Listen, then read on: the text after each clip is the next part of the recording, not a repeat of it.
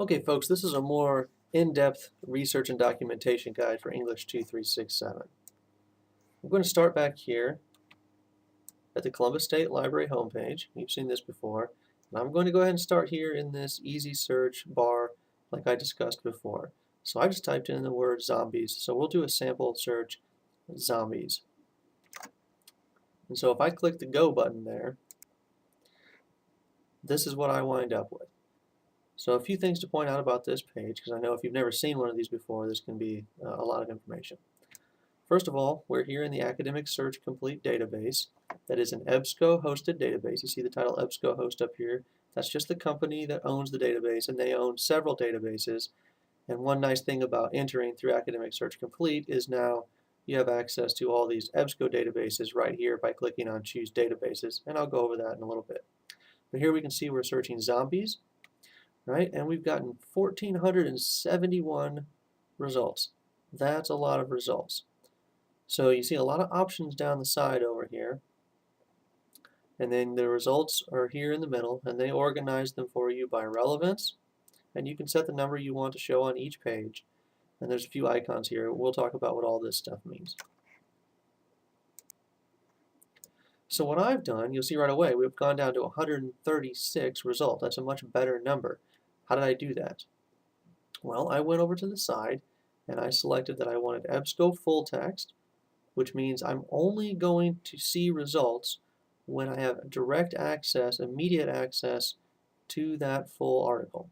I also chose scholarly journals and went down here and clicked on academic journals because I don't want the book reviews, I don't want books, I don't want dissertations, I don't want newspaper or magazine articles. I only want articles from academic journals. So by doing that, I brought myself all the way down to 136 sources, and in theory, they're all very good sources. Now, what I've done here is I've just hovered my mouse pointer over this little icon, and you'll see this next to all the different articles. And I just wanted to show you, it pops up an information box with a lot of information in it, including an abstract.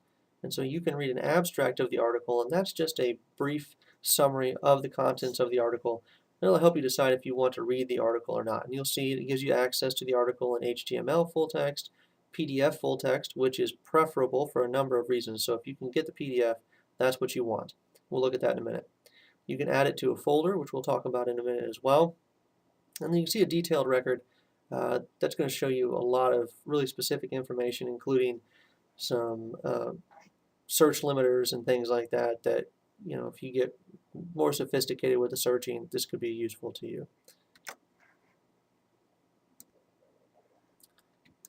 So what I've done here is I simply clicked on the PDF full text for an article that was in our search results. And what I want you to see about this is that it's actually a scan of the article as it was printed, right? So this appears in the academic journal Studies in Theater and Performance that was published November 1st of 2014. And we can see that again up here at the top of the page. And they're showing you the actual full table of contents over here for that periodical. So if you wanted to see other articles that were published with it, they'd be here. And this is exactly what you want, because this will give you page numbers. So you'll see here we're on page 1 of 9, but the article itself starts on page 211. And so what's important is if you have the PDF, then this is going to give you actual pagination for your in-text citations. The HTML will not give you those page numbers, so it's not quite as good for the in-text citations. Also, this is just a better reading experience because you see it as it was actually published. So if there are illustrations, you'll get those, and you know, those sorts of features that you don't get from an HTML text. So good to use the PDF full text when you have a chance. You can see again, you can access your detailed record from here. You can download the PDF from here, and I suggest you do that if you decide that you like the article. You should download it. You can return to your results list. You can refine your search directly from here if you want to. And there are a number of icons on the side over here. This print icon is not the one that you would use to print the article. That would only print the detailed record. If you want to print the article itself, you would need to use this print icon here. You can email this to yourself, and add it to your folder. This is a citation feature that I'll talk about in a minute. You can export, you can create a link, you can share it, all sorts of different things that you can do from here. So we return to our list here. I've simply scrolled down, so you don't see the top of my screen here. I've scrolled down to some of the lower results so that you can see what some of the other results look like. And I've highlighted for you here subjects. So you see where it says subjects, and this is the case for all of these different results. And these words are capitalized, and you may be wondering what these are. So it's another way of searching. So we've been searching by keyword, and if we want to be a little more specific, then we can search by subject, and I'll show you in a second where you can access subject searching. And this is just showing you that this particular article here, The Mental Lives of Zombies, is sorted under these various subjects. So if you search for subject cognition, if you search for subject zombies, if you search for subject intentionality in philosophy, then you'll get this result. And of course, the more of these subjects you search together, then the higher priority this particular article would be. So that's how the subjects work. So this is where you would change to a subject search if you wanted to. You just open up this field option over here. We haven't selected a field, but you could come over here and select a field, and you see here you can search by all sorts of things, and this is where your subject is. So if you wanted to search by subject, you could search by subject over here. It's a more sophisticated way to search.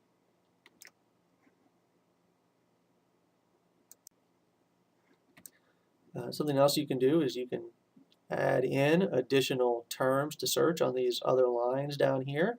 And so I've typed in the word disease. If I want to search zombies and disease, and you'll see that as you type stuff into this field, it gives you suggestions based on things that it knows it can show you returns for. So if we want to be even more specific, we could do disease management or disease outbreaks or so forth. So I've typed in disease here, and we'll see what that does to our search results. Well, we've gone from 136 results down to 4. So let me explain the way this works. This and means I'm only going to get a return when these two words appear together. So that's a limiting term. So this will give me fewer results. So I want to see results with this and this. So I will get fewer results. Now, 4 is a lot fewer.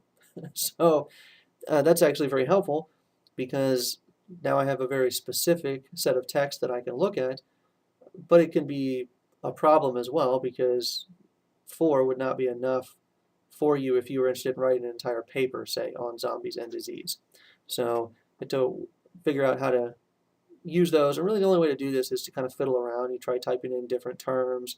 You can change this from and to or. Changing it to or will search for anything that contains this word or this word, so naturally that will give you more results. I'm not going to demonstrate that here because if you search zombies or disease, I'm going to guess your results will be in the tens of thousands because there'll be a lot on disease. So that's how that works, and you could add in a third term here and further limit it if you wanted to.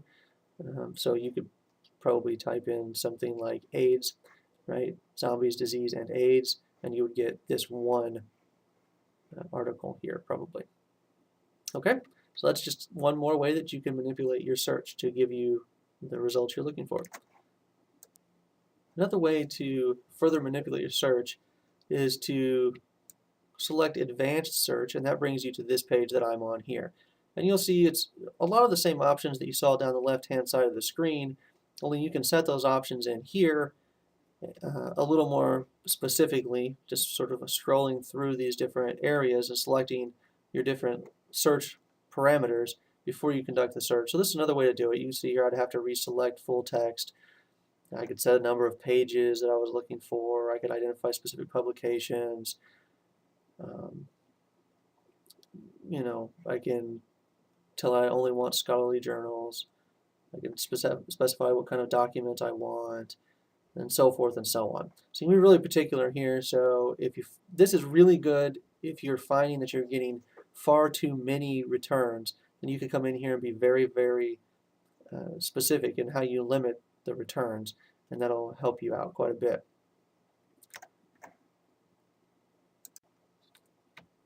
So something else we can do here that can help us out with our searches is we can click on Choose Database up here, because right now we're searching only in Academic Search Complete. But if I click Choose Database, it opens this window for me.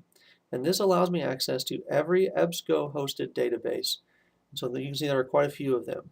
And what that will let me do is actually search multiple databases at one time. So you can see how that would be helpful in increasing the number of returns that we get on our searches.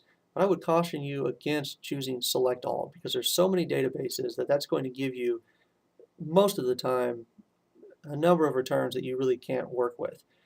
But what you can do is go through here and click on the ones that you want to search, and it'll search every one of them simultaneously. I'll show you what that looks like in a minute.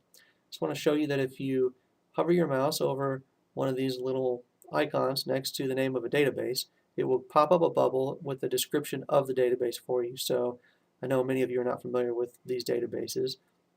And so if you're not sure what a database is, you can look at it before you choose it. This will be helpful to you because in the spirit of consilience, I've asked you to look for research in various fields. And if you're having a hard time finding research in specific fields, or if you know there are specific fields you want to focus on, then you can access this and click on these various databases and search multiple databases at a time. So that's very handy. So let's see what that looks like. So what I've done is I've selected in addition to Academic Search Complete, and you can deselect Academic Search Complete if you want. I left that selected. I chose Humanities International. I chose the MLA International Bibliography. That's my favorite literature database. The Film and Television Literature Index, and the Environment Complete. So I want to see if I search each of those areas for zombies and disease, what's going to happen. So I just click on OK. And here we are. I've gone from 4 results to 34 results. So, a couple of things to see here. One, all of my limiters that I had set before are no longer active. So I will need to come back over and choose full text, scholarly journals, academic journals. The other thing I want to show you is that you can see here which databases you are searching. I can just mouse over here and it pops it up, or I can actually click on that link and it would list them all here for me. So if you forget what you're searching, you can see it there. It will also show you down here, you can't see it hardly at the bottom of my screen, but it will show you how many returns are coming from which databases. So you can choose to look at specifically at one database or another if you wanted. So we would want to reset some of our limiters here and see what happens. So you see I'm down to 10 because I've chosen only academic journals. Now, something I want to point out here, you'll see academic journals tells us we're going to get 15 results, but I'm only showing 10. Why? Because exact duplicates are removed from the results. What that means is that 5 of these show up in more than one of those databases. So there's crossover between the databases. So even though it says there's 15, there's really only 10. Okay, so it's only showing me these 10 results. You'll also notice I haven't selected full text, so I want to show you on this one, it says you can search for full text, and actually if you click on that, you can look and see if maybe you can access the full text someplace else outside of EBSCO. And in fact, we can. So it's brought us to the EJC, the Electronic Journal Center, which I showed you in a previous presentation that you have access to. I'm not going to go into the EJC because it looks fairly similar to the EBSCO searches, and it's a good place to look for material, but it doesn't have some of the citation functions and different things that are nice about the EBSCO, but I wanted you to see what would happen if you clicked on that button to find it elsewhere. So you can see here they located it in the EJC, and if I was to click on this link right here, it would take me to another page, and I would have to click on the link. There would be a PDF button I could click on that would open up the PDF for me, just like it does in the EBSCO database. So it's a little more clicking through. And if nothing showed up, it would tell you here, no matches were found in the database, and so you wouldn't have access to it that way. Okay, so if you're not getting enough results, you could try searching not just the EBSCO full text, and that'll give you more results, and maybe you could link over to something like the EJC and find it that way.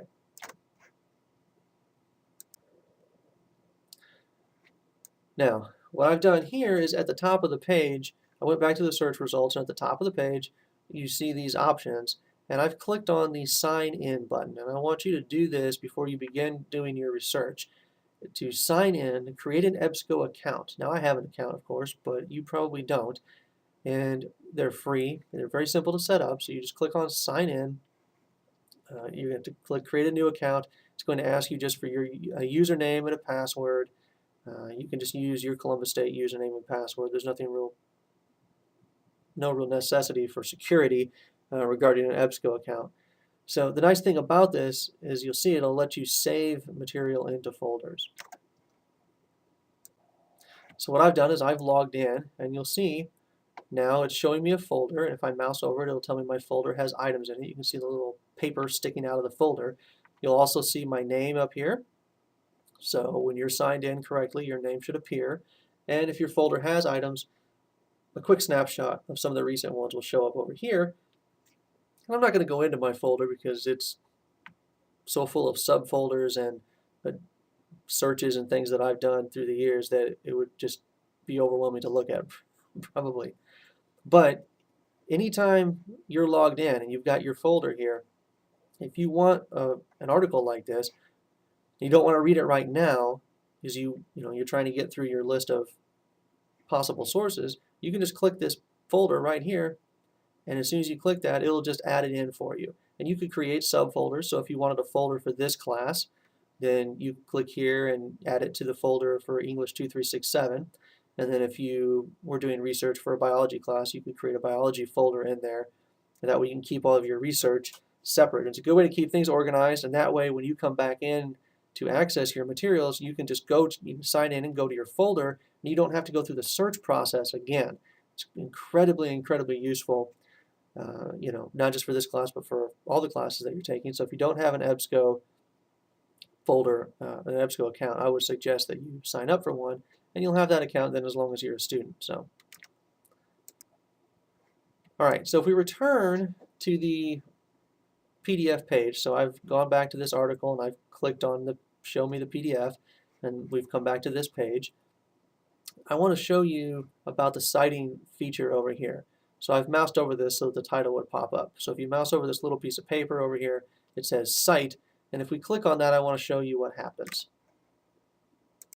So it's going to pop up this information box up here, and I've scrolled way down. You can see how far down the indicator is over here. It begins, it's alphabetical, so the first thing that'll be up here is APA, I believe is the first thing. So I've scrolled all the way down to MLA because we're using an MLA citation style for this class.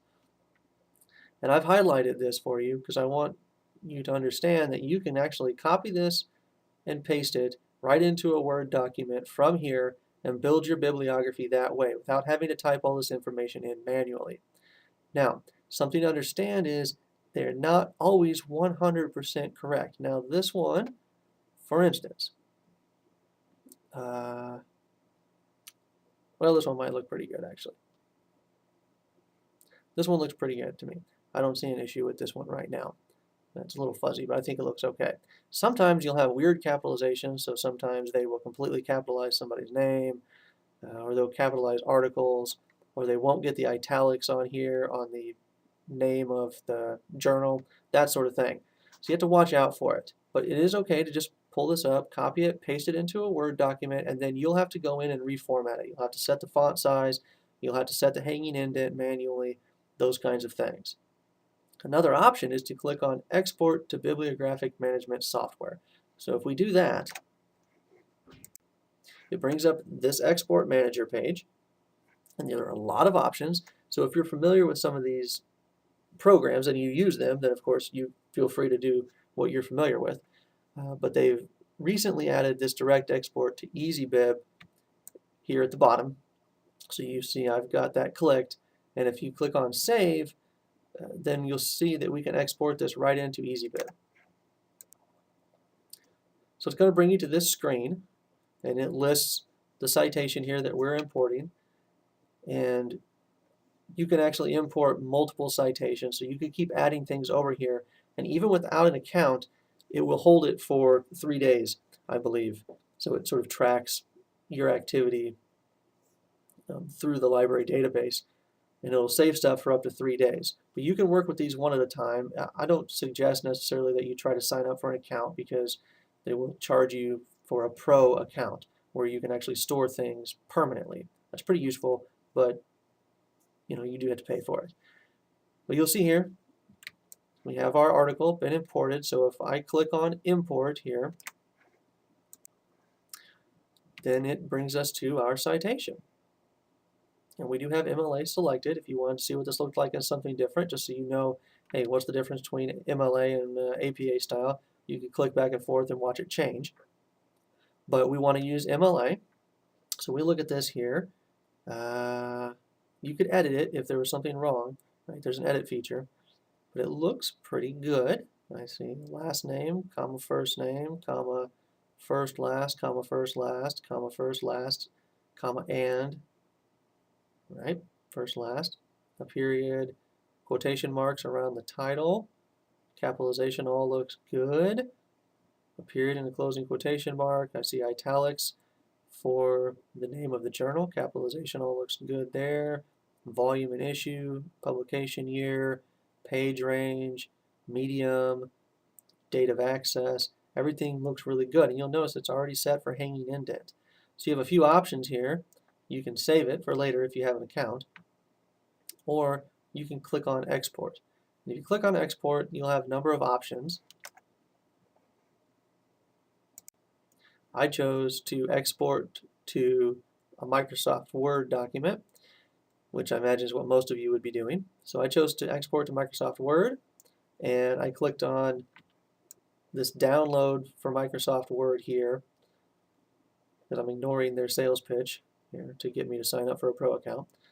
And I clicked on download for MS Word, and it just automatically launches Word on your computer, opens up a document, and this is what you see. Very, very handy. It even says works cited for you at the top. Font all looks good, and you can see the hanging indent, right? So this is a pretty useful tool, and again, you could just do this for each of your sources and save it, and then you could put them together into a single list by just opening all the Word documents and copying and pasting them in alphabetical order.